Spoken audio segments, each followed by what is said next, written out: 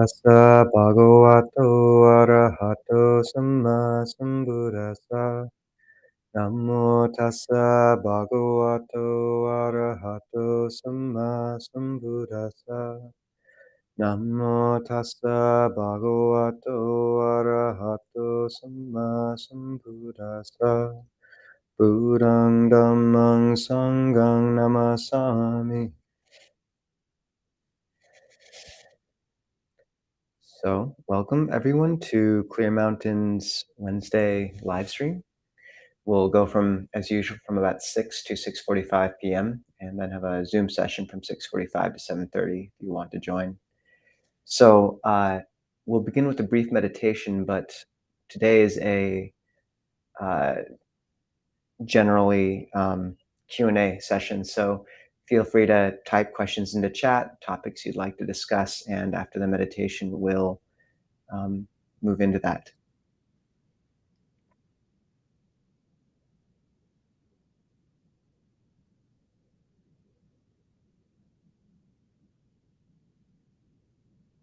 So begin by imagining a slightly taut string drawing the crown of your head upwards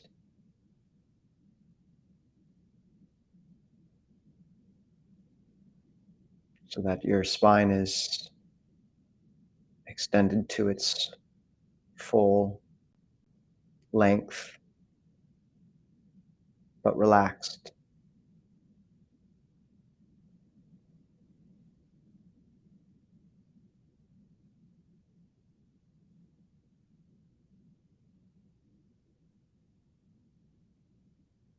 Allow your muscles and skin to just sort of soften around that central axis, a bit like cloth draping a pillar.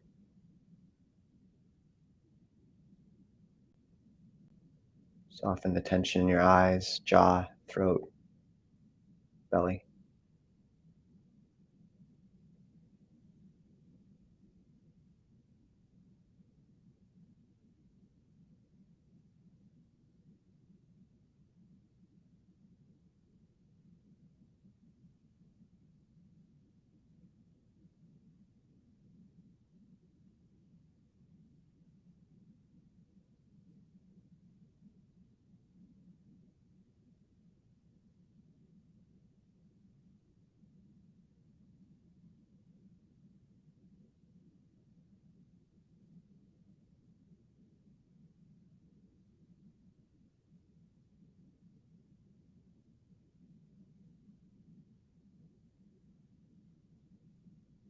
Expand awareness to hold the room or house you're in, or even beyond, and just keep that broad sense, spacious awareness. And within that broad space, you can allow the breath to center and orient you, but you can also allow the other energies, thoughts, residual proliferations to just kind of run themselves out in that broad space. You don't have to silence them, uh, push them out. Just let them hold the space as they run their energy out, a bit like a parent opening the doors beneath a staircase where kids were kind of playing in the dark. And if they just turn on the light and look, the kids will stop playing. Just watch and gently, with a smile, with kindness, let them settle.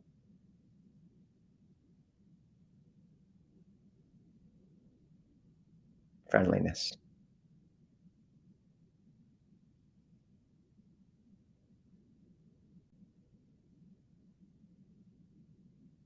You want one foot in a broad, friendly, bright awareness, and one foot on that centering breath.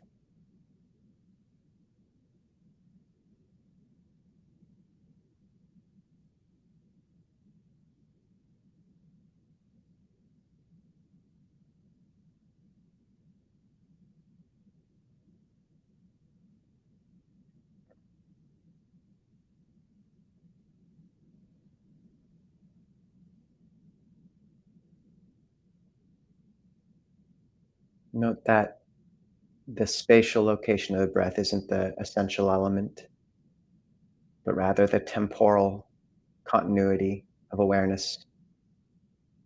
Just always knowing if you're on the in breath or out breath. So while you can center the awareness at one spot where you feel it prominently, such as the belly, the diaphragm, the nose, even the shoulder blades or kidneys, imagining breathing in and out of them, a white mist. You can also just imagine the whole space of awareness breathing, or the whole body breathing.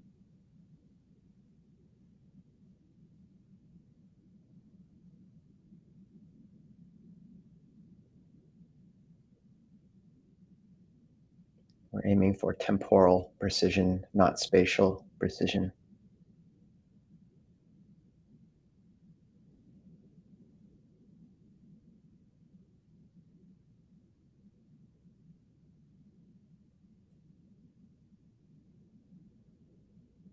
And always with that sense of friendliness and a slight smile. You can even bring that to your lips, a slight smile.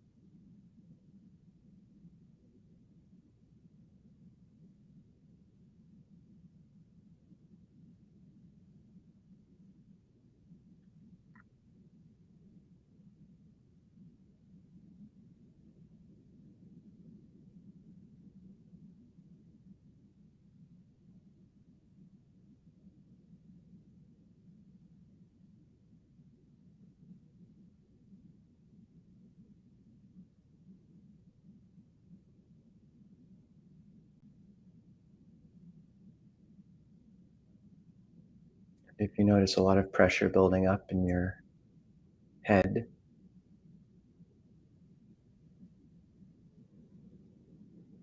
you can either try to imagine the energy running down your body as you breathing in through the back of the neck or the crown of the head, and then just having the breath energy move all the way down the left leg and out the toes, and then the right leg and out the toes.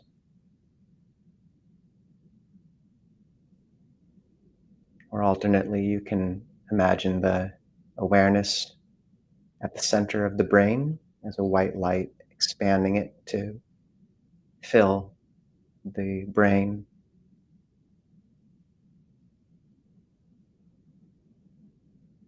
and then after a time dropping it into the heart, and then expanding from the heart to hold the whole body.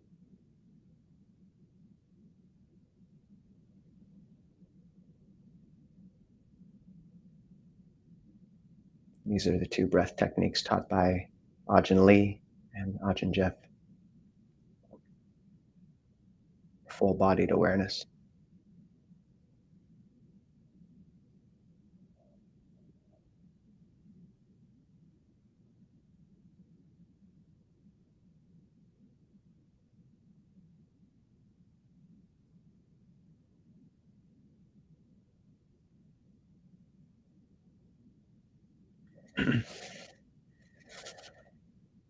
Okay, so briefer meditation. People can just slowly open their eyes or continue to sit as we speak. But I do appreciate beginning these sessions with an actual sit together. So feel free to type in questions you might want to discuss.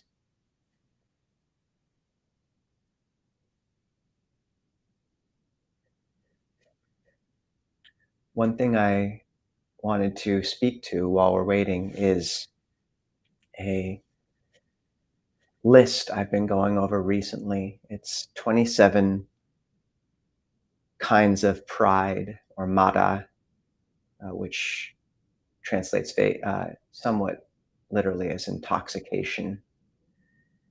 And it's in the Vibhanga, which is a commentary.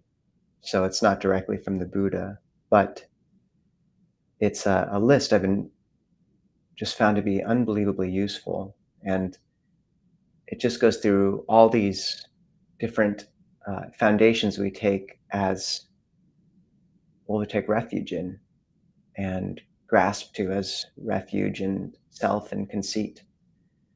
So there's pride in health, pride in clan or sort of your birth class, pride in youth, pride in gain, pride in honor, in respect, pride in uh, wealth, pride in intelligence, pride in erudition, pride in intelligence. I think I might have said that.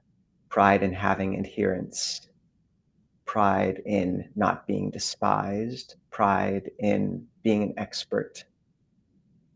And it goes on and finishes with pride in your morality, pride in having jhana, your depth of practice, pride in dexterity, pride in being tall. Don't have to worry about that one. And pride in bodily appearance. And so these are just a few of them. But what I find this list does is you move through it and you find one of these things that you're really, you are clinging to. And um, there's an interesting um, study that they did where they sort of poured different amounts of orange juice into a bunch of people's glasses, and the people who they gave the same amount to everyone and they gave just slightly less to one person, and they just found the person obsessed about it. And this fixation human beings have on status, we have a whole part of our brain dedicated towards calculating our status and um, comparing to those around us. And I've just really recently been reflecting on this sort of pride and constant calculation of status in different environments and social dynamics, and how much suffering there is around it.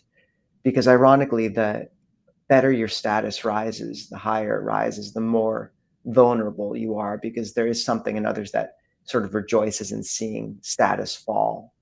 There's you just see the humor element. Like it's much more humorous to see a sort of high status politician slip on a banana peel than just some guy on the street.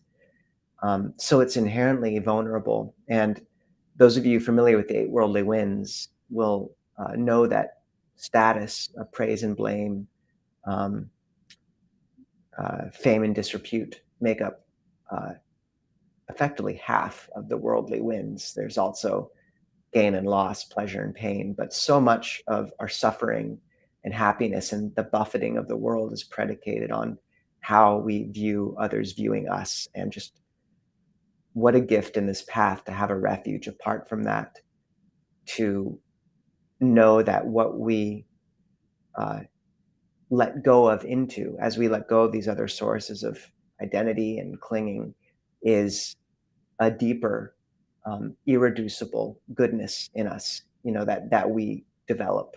Not irreducible, we can compromise it through our actions or develop it through our actions, skillful or unskillful, but um, it's a possession in a different sense and far more reliable. So um, I've just found it a very helpful reflection. Ajahn Sucitto speaks about the three fetters dropped at stream entry, and there's uh, Sakaya Ditti, self-view, Vicikiccha, doubt, and Silapata Paramasa, attachment to rituals. And people focus on this element of self-view often. It seems like these are sort of the blocks to the first level of awakening, the first encounter with the deathless, with enlightenment. And this one of Sakaya Ditti, self-view, gets held up a lot, sort of attaching and taking on um, and believing in our bodies, our personalities, our feelings as an identity that's lasting, under our control, reliable, and a refuge. And it really gets held up as, this is sort of the key, the crown jewel of those three fetters that drop.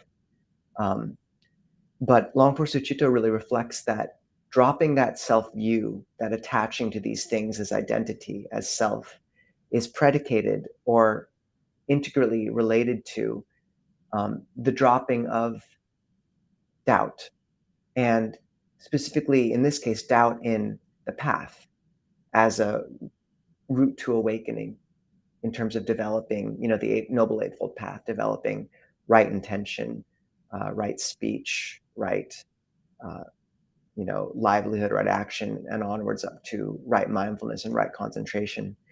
And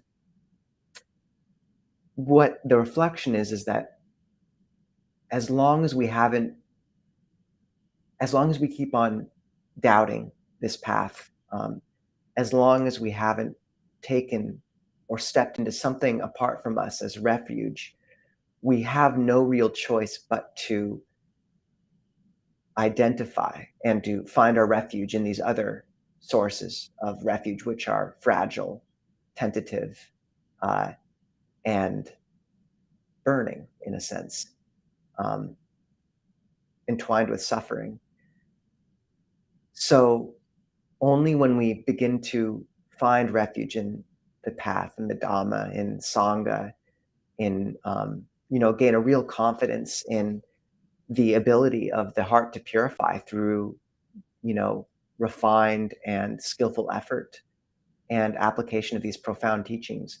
Only when we step into that refuge can we let go of these other structures, of these sorts of sources of pride.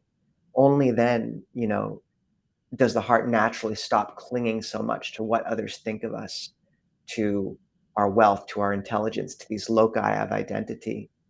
Um, and for me, this is the real gift of this path, is how we finally uh, gain a refuge that the heart intuits as safe. And it's useful to have, I think, props about this, a Buddha image, a community that one steps into. But there's also just this, as we begin to walk this path, we begin to really feel ourselves carried by a current of Dhamma. And that's how, as that happens, we begin to feel we have to control our experience less, to um, crystallize ourself around these other things less. And that's a gift. Another useful tool here is just to spend time at monasteries. I've said it many times, but a few days a month, or a few weekends a year, even just one weekend a year, if possible. Stepping into that environment where you're really held by the refuges, where you're surrounded by practitioners in a similar way, lets you drop so much of that selfing, um, holding yourself and your practice together in the maelstrom of the world, and That's important to have moments like that. So both we let go of these sources of pride, we feel the fragility of giving our happiness to what others think of us. We recognize how enormous of a burden and a draw that is, how we're constantly calculating our status compared to others. And we develop a refuge apart from that and remember the goodness we're cultivating that's beyond, um, that others can't touch. That's not as fragile as status. That's this path. And there's a beautiful saying in Christianity that the more well known someone is, the less well known someone is, the larger their angel. And when I think about these things, it's so often meaningful for me to recollect those monastics of the past who've lived these quiet lives in huts in mountains and caves and developed utter purity of heart, um, just quiet goodness done where no one could see or very few, unconcerned with status, with wealth, dressed in rags. And that archetype has a place because it makes us remember what the heart really is and how when we die, we'll leave all this fame, all this renown, all this lack of renown, the body, adherence, intelligence, all of it will leave behind. The one thing that remains is the goodness done. Please feel free to type in other things and we can talk about them.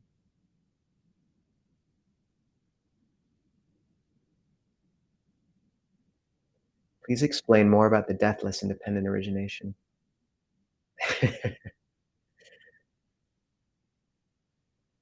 Well, that's a big question.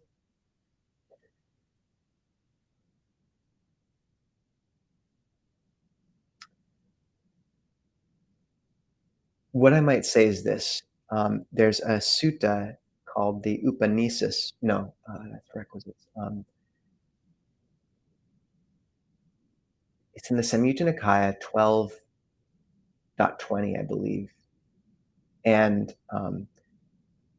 what it speaks to is it's uh, says whether or not a Tathagata arises in the world, these things remain the thusness of Dhamma, the not otherwiseness of Dhamma, that is this, that conditionality, or paticca samuppada, dependent origination. Um, I find this statement fascinating because the words for that the Buddha uses here, thusness, not otherwiseness, that is this, that conditionality. Um, it's tatata, avitatata, ananyatata. And he's almost trying, I feel, in this teaching to point to something which is beyond words, a sort of stability and rightness, not rightness, but a stability in the process of things. We're surrounded by a vortex of change, but that change is governed by this process of conditionality, of how things create conditions for other things to arise and then how they cease. And what's so interesting about the heart is when it sees that conditionality at work, there's a sense of peace and understanding that it's not wrong. There's a rightness, a thusness, a sort of lawfulness to it that feels stable. And I think that's what he's pointing to with his words, tatata, avitatata, ananyatata, thusness, not otherwiseness. Um, and I think we all have this experience of, say, not knowing why someone near us is acting, a coworker acts a certain way or, bothers us. And then we learn about how they are treated as a child or what's going on at home and the suffering they're enduring. And there's this understanding of cause and effect that suddenly manifests in the heart where we understand, oh, of course, of course. And if we understood the conditions behind behind everyone's, current state, we would feel no resentment because knowledge and understanding is a wider view. Its vision is wide enough to hold everything, the suffering, the brokenness of samsara, because in a sense, nothing's broken. The conditionality remains. Anything that seems like it shouldn't be this way, why is it this way? When you trace things back and realize the conditions that gave rise, there's a sense of like, there's still compassion, say, for yourself when you wake up with, a hangover, but then you realize that it's because you drank the previous night. Or, um, say you come back from a retreat and you find you just step into this storm of difficulty and conditions and suffering and obligations and anxiety. And there's this real relief in the heart when you realize, like, oh, like, actually, after the heart goes through a period of quiet, stay in retreat, often the defilements will sort of hit back when you re-enter the world, and things will uh, come at you very hard, and there's actually a cause and effect at play there, the pendulum swinging, and just that understanding, there's a lawfulness to it. So what I find so interesting here is that uh, dependent origination, which the questioner was asking about, is um, it's a very complex psychological system. It's 12 links, starting with ignorance of avijja, moving through how our ignorance gives rise to intention, sankhara gives rise to feeling, craving, um, becoming, all the way on to loss, death, suffering. Um, and it's perhaps one of the most comprehensive and refined systems of psychology ever created. And the Buddha said it's very profound and very hard to understand. But what's so interesting in the sutta is the Buddha holds it up right beside the most simple teaching you could possibly have. Ta ta ta. It's like this: the lawfulness of Dhamma, thusness, that is dependent origination. So it's almost like he gives us this complex system to like track and map our experience on. But at the center of that storm, there's just this sense of, when you understand how these conditions play within one another, there's a sense of like the heart just understanding the rightness. It's okay. And so much of our meditation and mindfulness is just learning to see conditionality at work in our experience, to understand that it's not wrong, that things are like this. Um, and I find the most complex teaching held besides the most simple is a bit of what this question might be getting at with the deathless and dependent origination is, if someone truly understands dependent origination, you know, that's the kind of one of the seminal insights for awakening. Um, and the simplicity of the rightness when the mind really understands that, um, held against this complexity. And in our practice, I think that plays out in a lot of ways. But one of it is just even moving from this very intellectual approach to the teaching, going out in the world, looking at how our experience mirrors this and that, to coming to these simple elements of the practice, the ta ta ta, just being with experience as it is, or coming to the breath, and this expansion and contraction. But in this teaching, that dynamics played out so beautifully. Ta ta ta, thusness, the rightness, and then expanded to this flowering of the 12 links of dependent origination. I wonder, how much does our physical brain contribute to our personality and our practice? I know no one could really give a definite answer to this, but love to hear your take.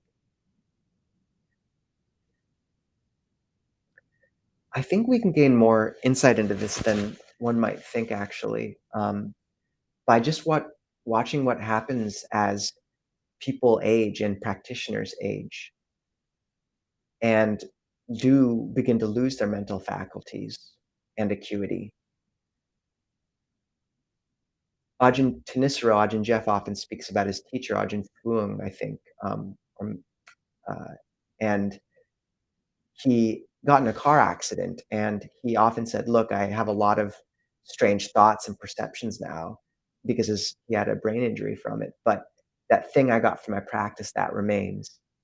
And I've just seen this again and again with, practitioners, is the mental faculties fade, but this brightness of the chitta, as we call it, the mind, heart, remains.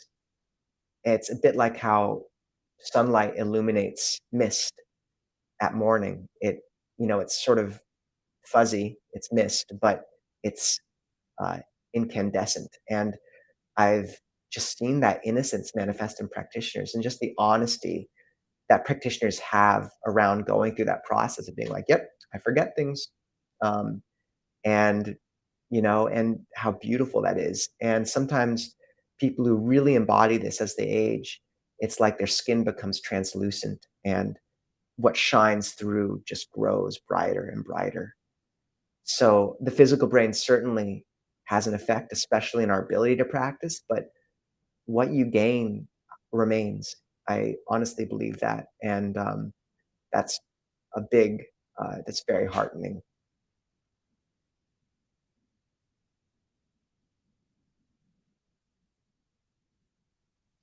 Having recently lost a loved one to death, a big question. Perhaps we humans cope with loss of loved ones by imagining heaven or visitations in dreams or rebirth. I feel sometimes I edge towards believing in rebirth just because it feels better than absoluteness of death. Your comments. First, my condolences about the loss, and feel free to paste that person's name on the blessing braid on Clear Mountain's website, and we'll chant for them and dedicate goodness, hold them in our hearts. Um, yeah, rebirth is a controversial one. And I think before entering into that whole realm, it's important to say that there were skeptics at the time of the Buddha, and he was very clear that it's not necessary to believe in rebirth to practice.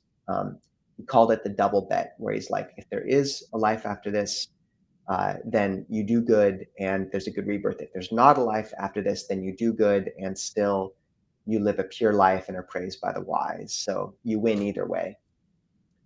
But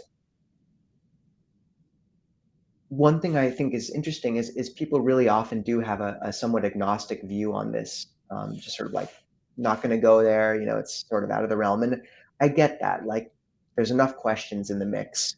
It's enough initially just to learn to meditate and practice, but I think there does come a point in practice, in the life of practice, where it's really worth looking into this question of what happens after death, because it deeply affects our existential situation. And there's actually literature around it. And, I remember in high school, I grew up with a dry materialist perspective, like 90% of the population today. And there really came a point where I was like, so many people around me have had experiences which are somewhat inexplicable. Um, why, can I actually look into this a little more and just put aside my skepticism for a second? And I found the thing that I did find really relevant and convincing for me personally was a book called Life Before Life, which goes into the research of Dr. Ian Stevenson, a faculty of the University of Virginia, who looked into the past life memories of about 1,500 children. So, sort of taking their reports and then going and investigating the stories they reported on, and just sort of seeing if they lined up. And he was followed by numerous journalists who wrote numerous books about his work, and I found it very convincing personally. So yeah, I think there is this attraction to looking at rebirth and being attracted to it because of the comfort it could provide. That's good to keep an eye on, but I think there are also ways of looking into it in a more empirical manner, and that's something I'd say worth doing. So that's Life Before Life. There's also a book called, or a, I forgot the YouTube video. Anyways, and once again, if that's not sort of on your radar at the moment, that's totally all right.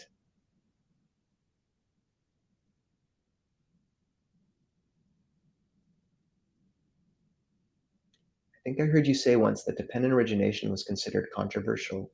Am I recalling that correctly? If so, why is that? It's, as far as I know, the actual teaching's not controversial, in the sense that it's acknowledged that the Buddha taught it in detail a lot. Uh, he speaks about it being kind of the thing that him and previous Buddhas recited uh, at their awakening or went over in their minds. And, when you're in Bodh Gaya, you can just hear the monks or those gathered chant it in Pali in the mornings. It's amazing. Um, what's controversial about it is the interpretation. Specifically, and this gets into rebirth again, there's a three life interpretation where the first few links of ignorance, basically the cycle of consciousness arising, um, giving rise to name and form, or giving rise to name and form, um, giving rise to becoming and birth. That these things occur over a series of lives, and that birth is literally birth of a body. Um, so this is a horizontal perspective, whereas there's also a vertical perspective of dependent origination, where you're looking at all 12 of those links manifesting in any moment in a psychological sense. So, birth in that case would be the birth of um, sort of a structure of self into becoming. And I think this can be best characterized as sort of the peak dopamine um, moment when you're moving into a uh, you know experience. So they've mapped this when shopping, and it's the moment I believe you're like running the credit card through the cash register. That's birth. That's chief peak dopamine. And then death is as you watch those experiences and those attachments and those fantasies, infatuations die and fade, and the sort of cold blankness after. Same with angers, resentments, any moment of kind of this becoming and birth and exaggeration, getting drunk on an experience and emotion, um, feeding on it. That's birth, and then death is it's fading. So that's the controversial element. Is the proper interpretation vertical or or horizontal?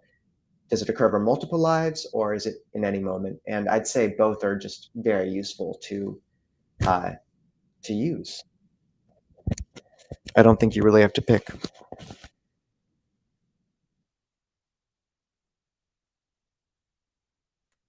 Twins separated birth will often listen to the same music, vote for the same party, and read the same books, which is just a strong physical underpinning for personality.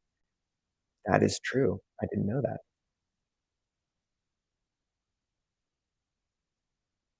Maybe some other time you can introduce the Brahmachala Sutta. That is a profound sutta, and uh, yeah, it would be worth going into, but not with 5 minutes left. So,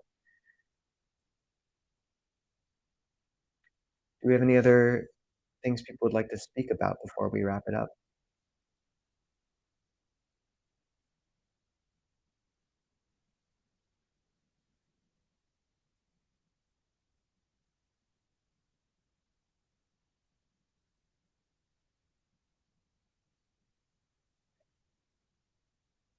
All right. So, for those who want, we now have a Zoom session. You can join us. Um, and that's just a chance for more intimate conversation. So, feel free to jump on that link, and feel free also to, if you for some reason can't see the link, just scroll halfway down the Clear Mountain webpage and you'll find it. And we'll see you all there. Um, a note that this Saturday will be, you can join on the live stream. We finally got our Zoom setup up for enrolling for Saturday gatherings, 9:30 a.m. on this YouTube channel, but you can also join us via Zoom. And we have a setup now where we have like a TV, you can, which will show you to the audience. You can see people, you can interact, you can ask questions and kind of with your face, and we can see you. So we hope you'll join us in a more intimate setting. Take care, everyone, and have a good evening.